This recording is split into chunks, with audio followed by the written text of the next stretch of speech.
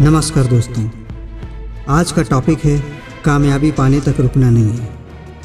आपका लक्ष्य आपके सामने बहुत छोटा दिखेगा यदि आप निश्चित कर लें और खुद को बोल दें कामयाबी पाने तक रुकना नहीं है। मैं अपने बनाए लक्ष्य को सपनों में भी देखूंगा और सफलता को अपने कदमों में झुका दूंगा।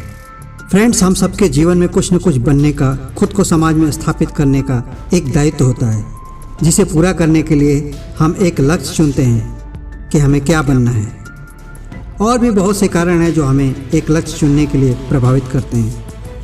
ये जान लीजिए, कामयाबी के लिए चाहिए मजबूत इच्छा शक्ति, कठिन परिश्रम, क्योंकि कामयाबी सफलता आलसियों के लिए नहीं है। सफलता या कामयाबी के लिए आपका रूटीन लाइफ काफ़ी नहीं है। सक्सेस के लिए आपको संसार के एंजॉय से रिश्ता तोड़ना पड़ेगा और अपने लक्ष्य से रिश्ता जोड़ना पड़ेगा, और ऐसा रिश्ता जैसे भक्त भगवान से, मतलब आपका लक्ष्य और आपके प्रयास सपनों में भी दिखें।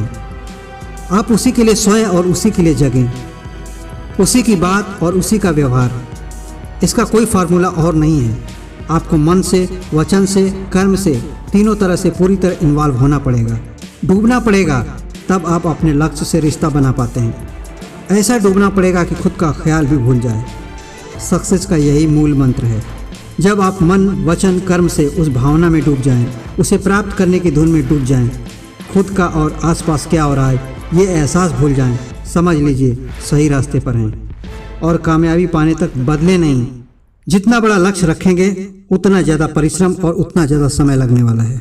मैं आपको एक उदाहरण की तरफ ले चलता हूँ। दशरथ माझी का नाम आप सबने सुना होगा।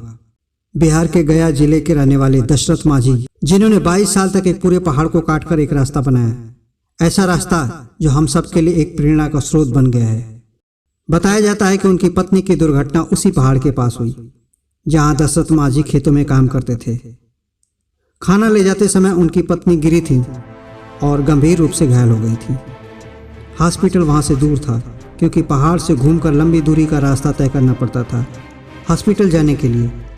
हॉस्पिटल न पहुंचने की वजह से उनकी पत्नी की मृत्यु हो गई थी। पत्नी की मृत्यु दशरथ माझी के लिए बड़ा आघात था। उन्होंने उस पहाड़ को तोड़ने की ठानी। फिर क्या था, मजबूत योद्धा की तरह अपनी युद्ध भूमि पर उतर आए। बुलंद हौसले के साथ पहाड़ को झुकाना जो था, वो भी अकेले, ऐसा संकल्प। नहीं सोचा अब पत्नी तो चली गई, फिर किसके लिए, जीवन का क्या लाभ। निराशा ने जिद और संकल्प का रूप धारण किया। और फिर हाथों में छेनी हथौड़ा लिए एक अदना इंसान, और सामने पहाड़ जिसे उसकी औकात बतानी थी। उसे बताना था इरादे बुलंद हैं और सांसें जितनी बची हैं वो तुम्हारे खात्मे के लिए इस्तेमाल होंगी। जीवन का मूल उद्देश्य पूरा करने की सार्थकता, और साथ में थी परोपकार की भावना, निस्वार्थ।